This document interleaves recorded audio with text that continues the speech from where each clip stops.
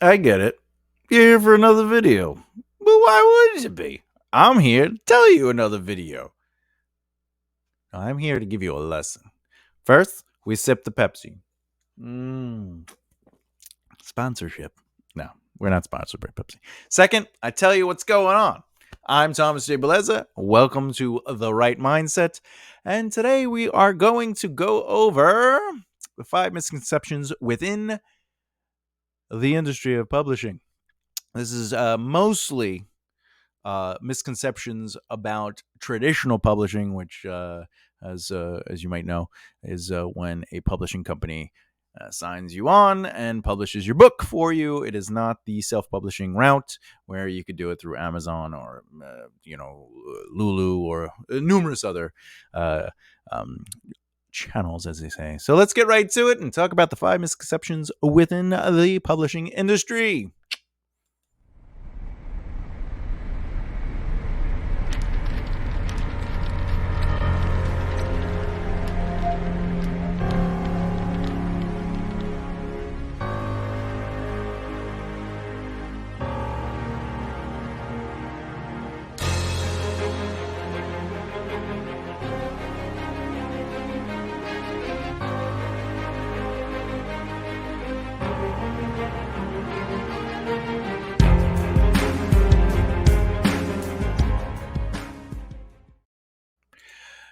A massive thank you to everybody watching this video and all the other videos within this series, and of course the other series, and supporting the Right Mindset Day YouTube channel. I really appreciate it. You have no idea.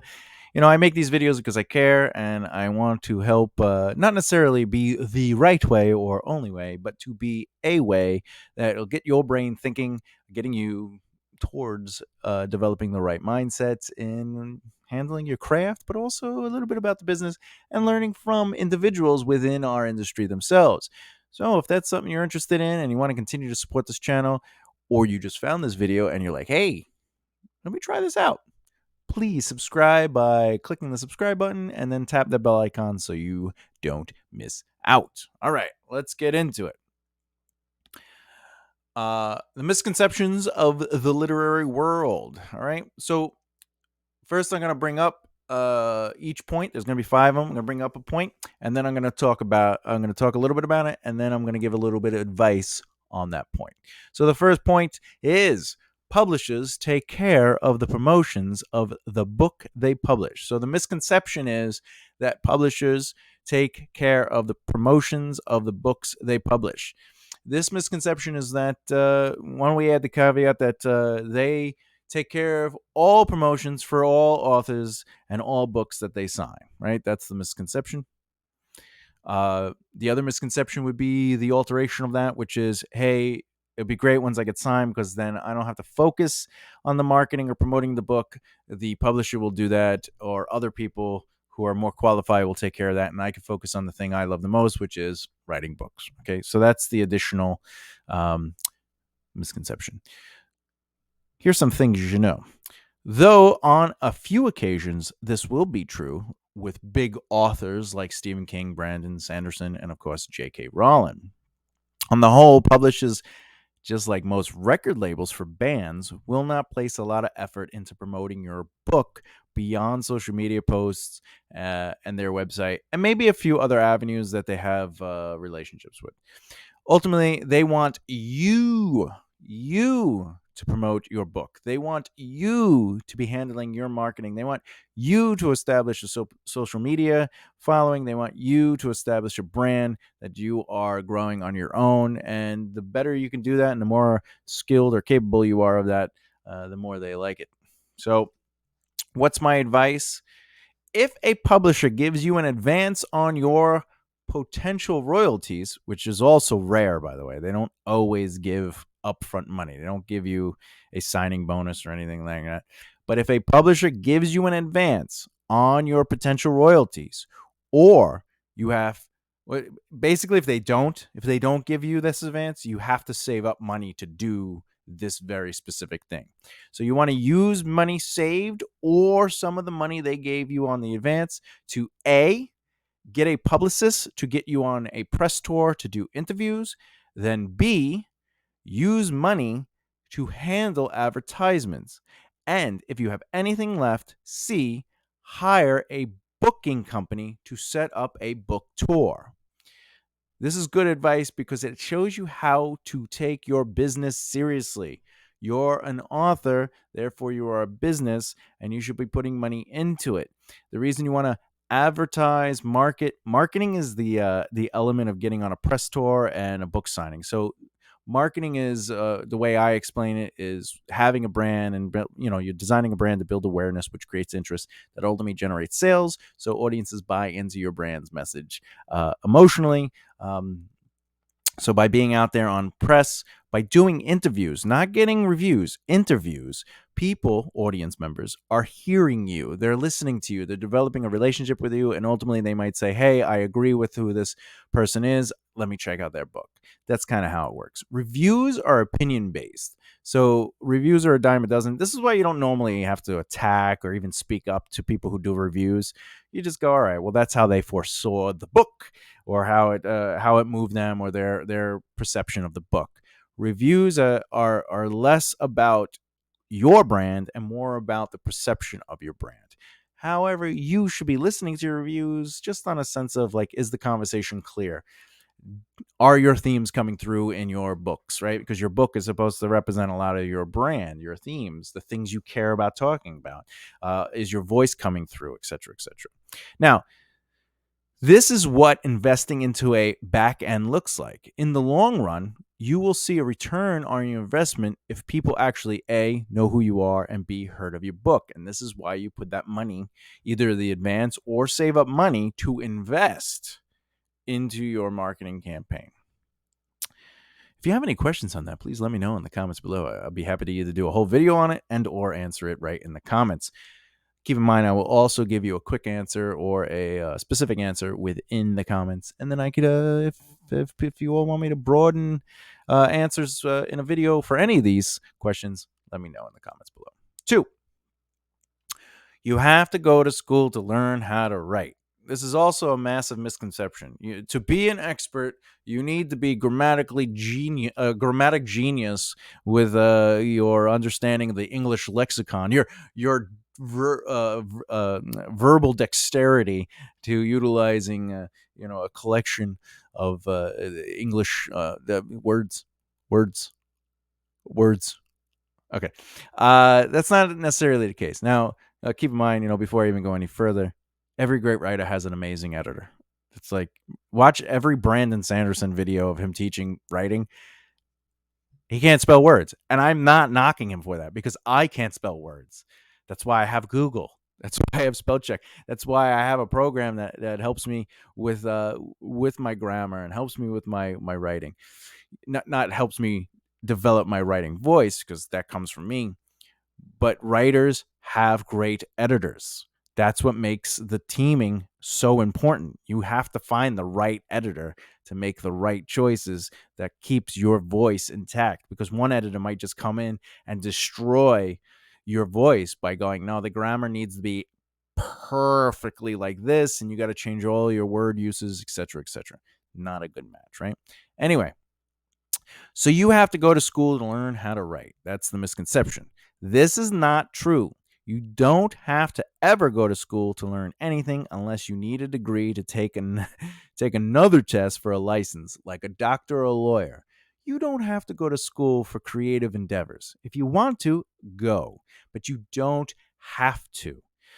The fear to do, the fear to create, the fear to get into what you love doing, if that's held back by your fear that you need to go to school to become an expert, you're only doing yourself harm. There are other ways to learn your craft. There are other ways to develop your skill where you don't necessarily have to go to school and get a degree to do so. You do, however, still need that education. What that means is learn as much as you can from other writers, books, resources around you, and practice. Create tasks and learn.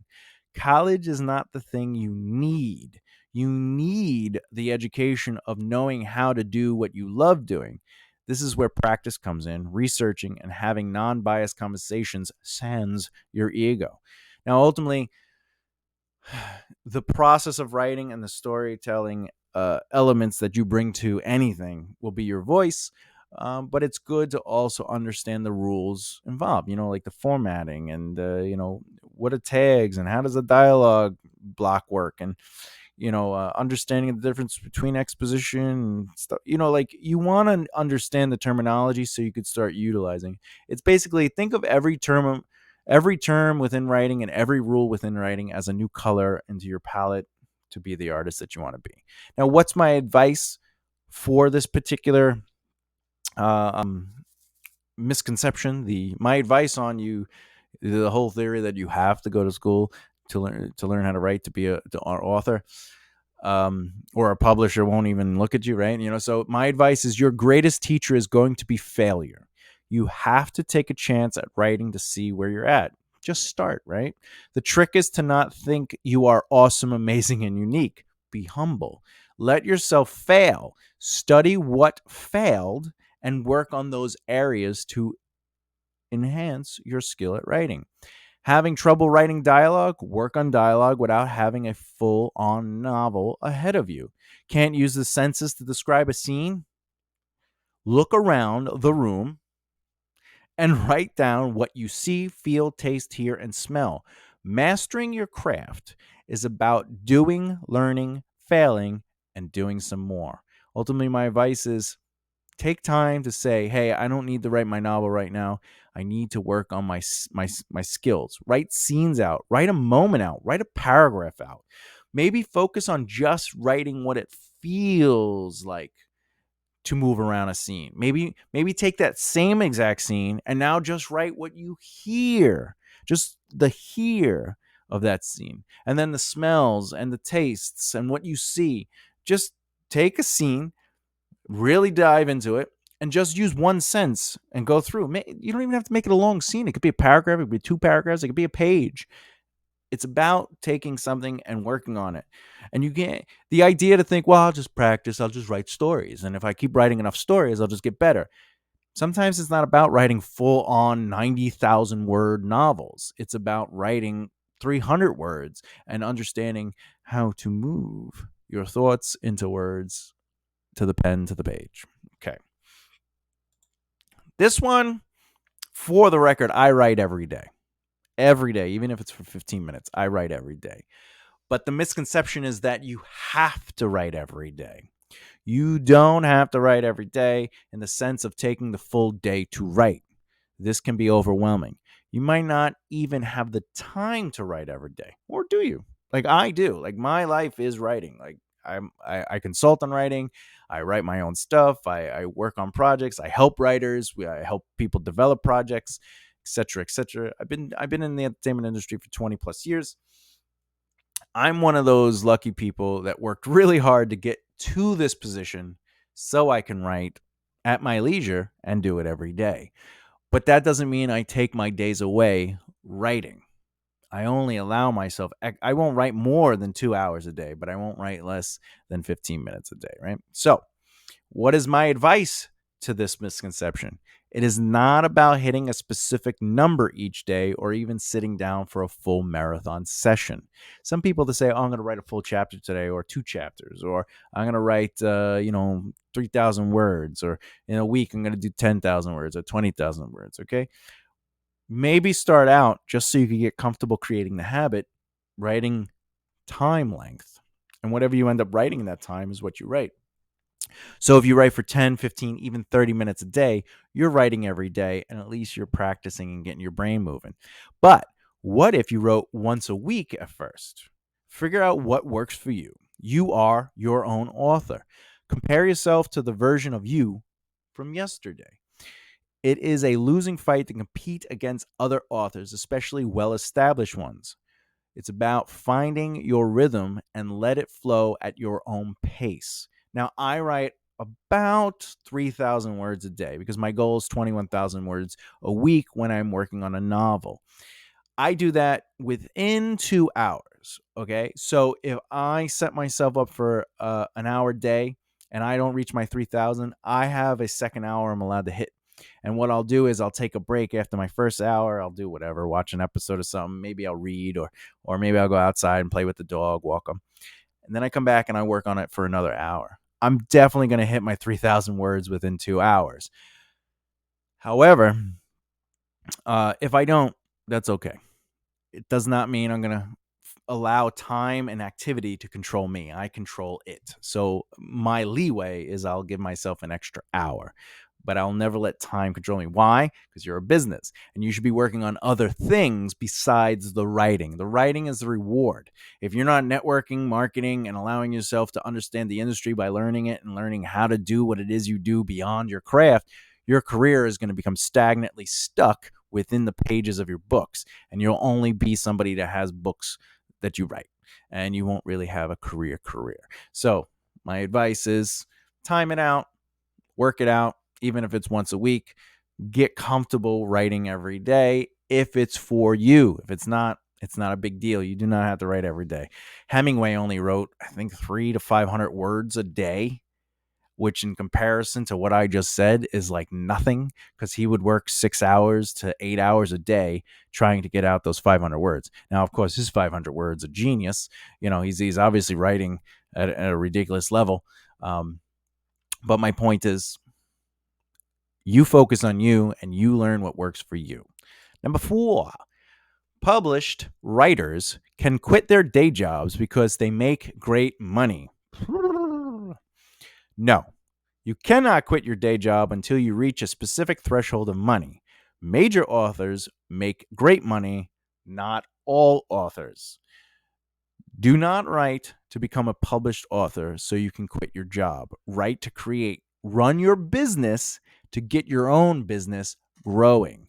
So, what's my advice on the concept that published writers can quit their job? My advice is writing is not the business. That is what you do. I'll say this forever. What you do is not your job. Your job rewards you financially to do the thing you do passionately. So your job responsibilities are different than what you do. What you do is the writing. No one needs to teach you how to do that. No one has to convince you to write. You want to write. That's the thing you love. The part you need convincing, the part you need some pushing, the part you need to make excuses to do is the job, the business side, the responsibilities to make your career happen so you can quit your job and be a full-time author. How do we do this? Well, the business that you need to be working on are the responsibilities to network, market, and practice. The business of managing your time, money, and the people around you. If you really want to make your career business a viable one, then you have to treat your writing business as a business. Look, I have a link to another video in the description below titled Run Your Life Like a Business. It'll go over what you need to do to make your career a business. And that's in the description below. Ooh. All right. Number 5. I love number 5. The misconception is all I have to do is send in query letters. For the love of all that is holy, this is a numbers game and your first step to failure. When you're sending it out, you're wasting your time. There is no true strategy to just sending as many query letters out as possible. Think about it this way. What do you have to offer beside your book? You have to look at yourself as a business, a product commodity beyond your book. I know I said product. You, the author, are the product. So what do you add to the relationship with the publisher? And and you can't add, I will make you money, because they already make money without you. So what is my advice? My advice is third-party introductions to an agent or publisher. As for what do you add to the relationship? Well, before I get into that, my advice is really find a third-party introduction, somebody that can introduce you to a publisher or an agent, somebody you're close to, a friend. Don't just use somebody. Talk with somebody and develop a friendship. If you already have that friendship, then ask them for something, but also give back, maybe introduce them to somebody of value. Beyond that, what is the What do you add to the relationships? You have to think about your value sets. Well, what are value sets, Thomas? That's a good question. If you have connections with press outlets, that's a value set. You can get press. So them signing you comes with press, right? They go, oh, I can get press, right? Do you have money saved up for marketing? A marketing plan maybe, and or a publicist? If you have a publicist, if you have a marketing plan, if you've already have money saved up to do a marketing plan or an advertisement plan, that's a value set. Do you have resources and know people who can help other authors? Look, say a producer who uh who's looking at, like, let's say you find a producer and they're looking to make a movie or show out of stories. Well, there you go. Yes, you might not be ready for that stage, but you can introduce a publisher or agent to these people. So you might be like, well, I'm not going to give up that relationship because what happens when my book is ready? But your book might not be ready. So it's okay to go, hey, let me introduce you to this other person, because if they develop a good relationship, it's only going to help your relationship grow. I know there's the devil's advocate. It's like, what if they ruin that relationship? Well, your circle of influence should be surrounded by people of influence, people who influence good habits. Not that they influence your career, but they're good people doing good things, and they know how to do certain stuff. They live by the same qualities, or at least a similar amount of qualities that are important to you. So if you're around people that have like-minded, important qualities and morals and missions, why wouldn't you introduce them to other people, right? And you want to think beyond the me perspective and elevate the we perspective, and you will show your true value sets. Always be more than your book. Final thoughts. All right, let's get some soda in me, and then we'll final thoughts. Oh, yeah. Okay. All right, final thoughts. There is a major difference between what you heard and what you know. And knowing something is not the same as understanding it. This is why the secret to knowing the industry is to research, research, research. Just because someone tells you something, or maybe even maybe you just came up with an idea and you think you still need to understand it. And you're gonna run into a lot of information on the internet and from other writers, quote unquote, all giving advice, like myself.